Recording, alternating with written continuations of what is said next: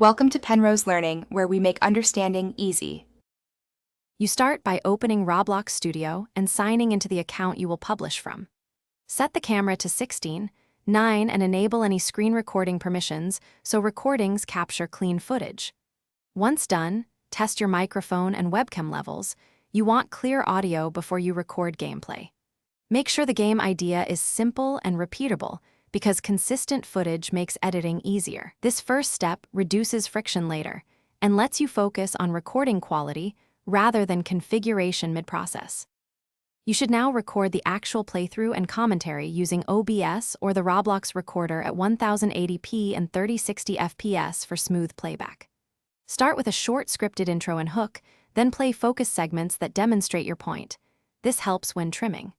Capture B-roll, UI interactions, inventory close-ups, and reaction shots for transitions. Once recorded, label takes clearly so editing is faster. Make sure to leave natural pauses for cuts and to repeat any key moments you might want to emphasize. You now edit your footage. Cut to the best takes, add background music at -18 dB, include captions and a short animated intro. These keep viewers engaged. Export using H.264 at 1080p and upload to YouTube, then craft an SEO-friendly title and description and design a bright thumbnail to boost clicks.